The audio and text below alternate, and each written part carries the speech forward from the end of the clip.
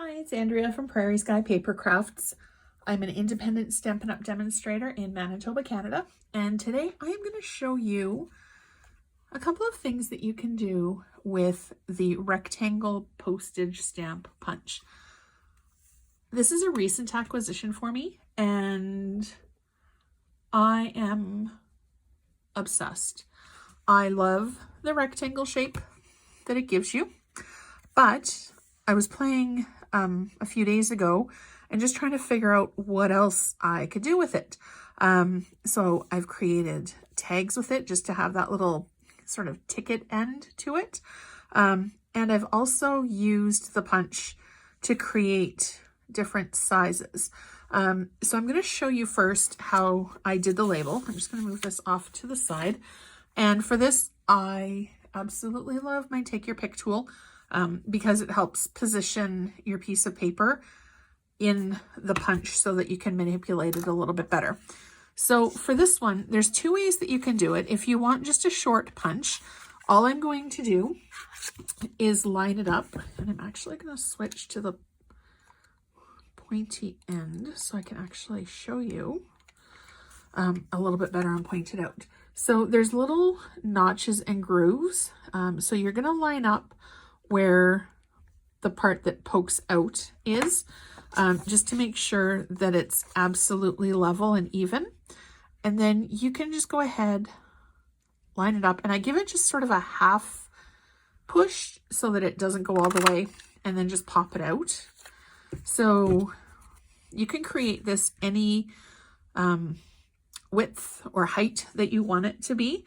And if you want something that's a little bit longer than what can go into your punch, you can just do it this way. And instead of going through like you would when you're punching something, take it and go to the inside. It's a little picky to do it this way. You just need to make sure that it's lined up. And then I'm going to take the edge, line it up at the top where the groove is, and then punch. Get rid of the little piece, and then we're just going to pretend that I didn't have this side, and then we're going to line it up in exactly the same spot as I did the first one. Come on. And give it a half bite, and then push down, and then you can have it be the entire length of your card if you wanted it to be. Now I've already punched out a few from Real Red, and this is Bumblebee. So to do the square, all I did was I took my piece and I fed it into the punch, and then whatever size or height you want it to be. The shadow's a little bit off here. So you're going to line up your grooves on your piece of cardstock with your grooves in the punch. So that looks good. I'm going to give it just a half, and then you can either hold it with your Take Your Pick or just pop it out, and then you have a square and a rectangle. And if you wanted to, you can also do it, whoops, vertically as well. So I'm just going to take and use my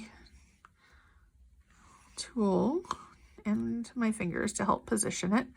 So for this one, I'm actually going to line it up with the grooves on the top or the bottom, just because it's a little bit easier that way. And to do this one-handedly, I just put it down onto my work surface and then position it where I need it to be. Oops. Sorry for bumping the camera.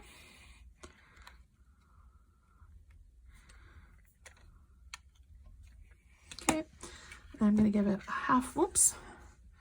I'm going to give it a half push as soon as I have it positioned again, just to make sure that it doesn't go anywhere. Make sure it's lined up the way I want it, and then just pop it out.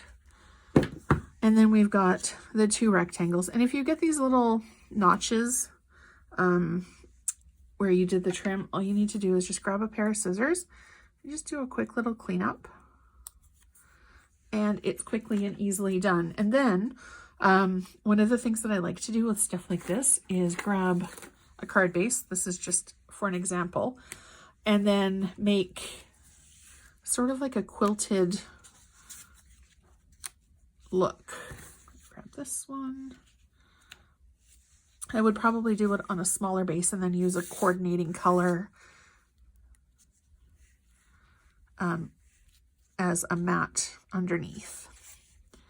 So then just go ahead and line it up however makes you happy, however you'd like to decorate it. And you've got a really kind of funky, cool, different card base that you can use for your friends and family members and whoever you want to give a card to.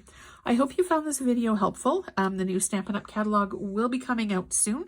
So if you are in Canada and do not currently have a Stampin' Up! Demonstrator and would like to get a catalog, you can send me an email, prairieskypapercrafts@gmail.com, or you can comment on the video below. Thank you so much for watching, and I hope you have a spectacular day. Happy crafting!